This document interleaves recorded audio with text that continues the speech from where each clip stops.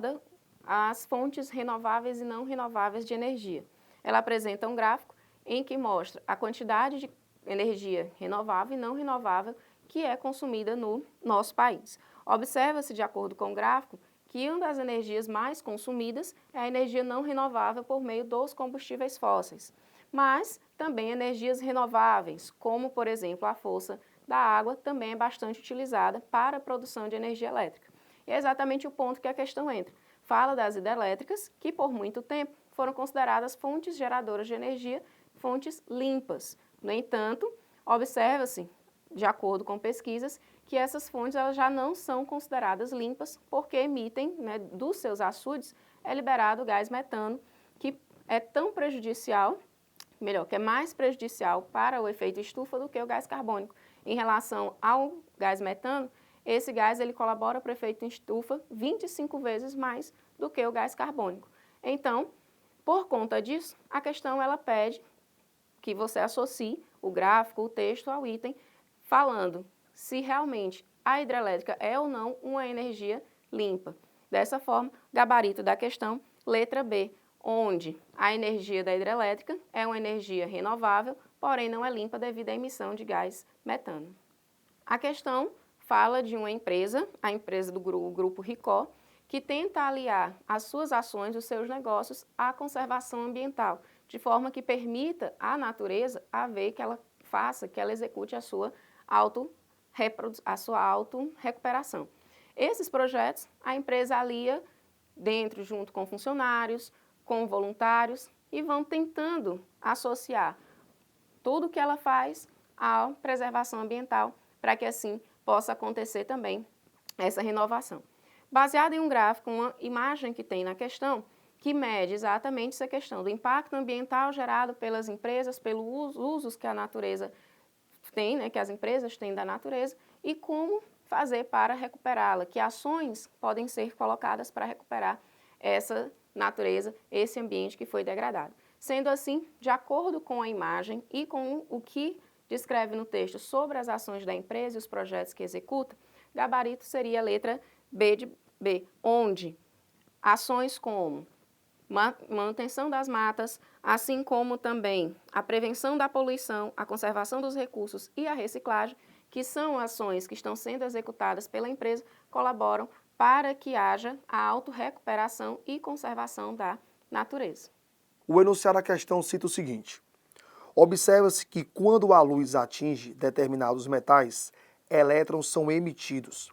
Esse fenômeno, conhecido como efeito fotoelétrico, ocorre mais facilmente com o metal, grifou isso aí, que necessita de menor energia para que seja retirado o elétron da camada de valência, por apresentar um raio atômico maior.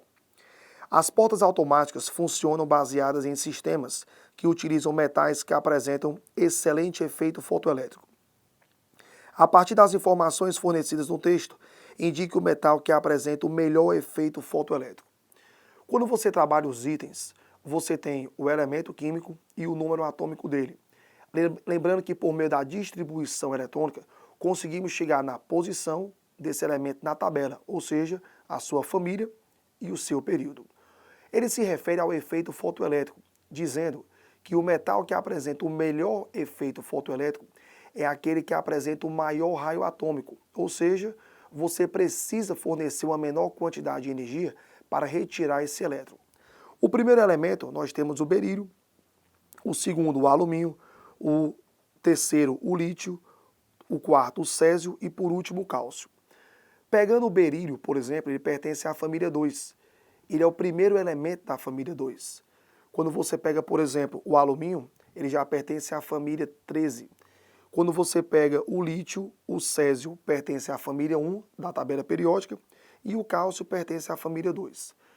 Quando você trabalha o raio atômico, ele cresce de cima para baixo, porque você vai aumentando o número de camadas, e ele cresce da direita para a esquerda, ou seja, em função da diminuição da carga nuclear efetiva.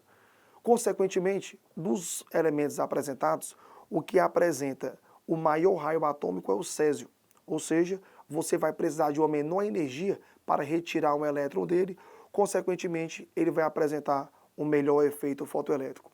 Gabarito, letra D. Uma questão que vai abordar a produção do azeite de oliva e os seus benefícios como antioxidante e um processo de fraude do azeite de oliva, onde é adicionado a ele óleos de semente de oleaginosas. O item A fala o seguinte: radicais livres são compostos orgânicos que possuem nêutrons livres. Falso. Radicais livres podem ser espécies orgânicas ou inorgânicas, como é o caso, por exemplo, do radical hidroxila, que apresentam elétrons desemparelhados, ou seja, elétrons livres. Então, letra A está falsa. Letra B. Óleos refinados e azeite de oliva são produtos considerados similares, já que possuem as mesmas propriedades. Falso. No caso do azeite de oliva, temos propriedades antioxidantes, que são propriedades específicas a ele. Letra C. A adição de óleos e gorduras saturadas nos azeites de oliva favorece a redução do considerado bom colesterol. O que você tem no caso do azeite é a adição de óleo de semente de oleaginosas, que é o processo de fraude.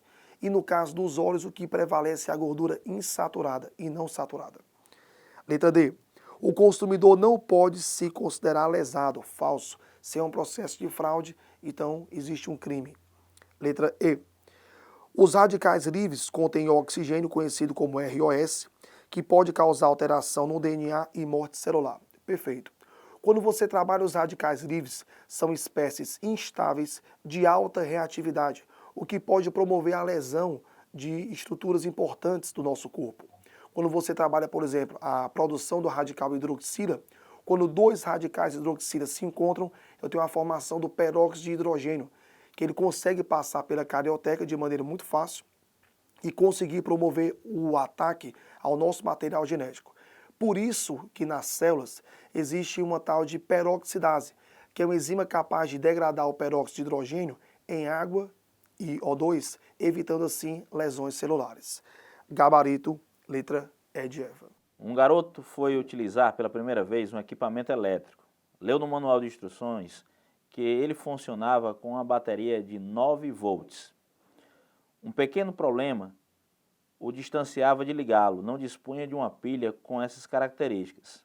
Porém, tinha 18 pilhas de 1,5 volts, cada uma, e resolveu utilizá-las, todas com o objetivo de substituir a bateria, formando grupos com certo número de pilhas, e depois associando os grupos. Utilizando as 18 pilhas, ele formou grupos associando.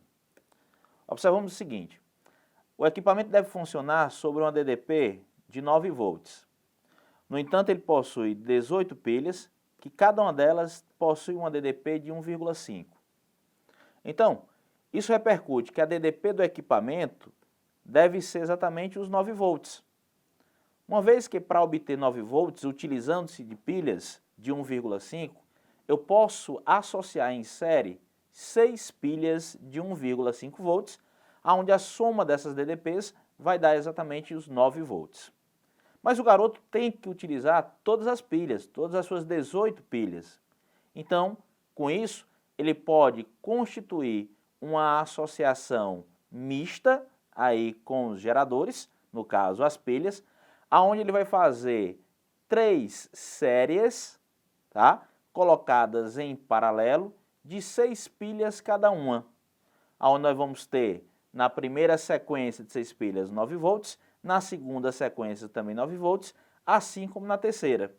Com isso, a DDP prevalece exatamente aí ao valor de 9 volts, utilizando todas as pilhas em uma sequência de tripla de 6 pilhas associadas. Com isso, a alternativa da questão passa a ser compreendida aí pela letra C, uma vez que ele fala 6 pilhas em série, ligando os 3 grupos em paralelo. Letra C é a resposta. Observamos que durante a relação do texto, a DDP no ambiente ela é considerada 220 volts. E no caso teremos que utilizar 3 tomadas. Essas 3 tomadas serão de 660 volts vezes ampere e uma tomada ao valor de 110 volts vezes ampere. Verificamos o seguinte: a potência a qual os equipamentos são submetidos pode ser determinada pela expressão do pio, potência e intensidade vezes DDP. verificamos o seguinte: para essa potência de 660 volt vezes ampere, eu terei uma corrente I multiplicado por uma DDP de 220 volts. Isso irá me dar uma intensidade de corrente, no caso, ao valor correspondendo de 3 amperes. Então, a corrente de 3 amperes passará a ser adotada ou utilizada por esses equipamentos. Porém, devo lembrar que são 3 tomadas. Então, as 3 tomadas irá lhe fornecer uma corrente total para essas 3, ao valor de 3 vezes 3 amperes, isso correspondendo a 9 amperes. E uma segunda tomada, no caso, vai ser utilizada, mas, no entanto, ele terá apenas uma potência de 110 volt vezes ampere. Quando ligarmos a uma DDP de 220 volts, o mesmo será submetido a uma corrente de 0,5 amperes. Essa, no entanto, é uma única corrente.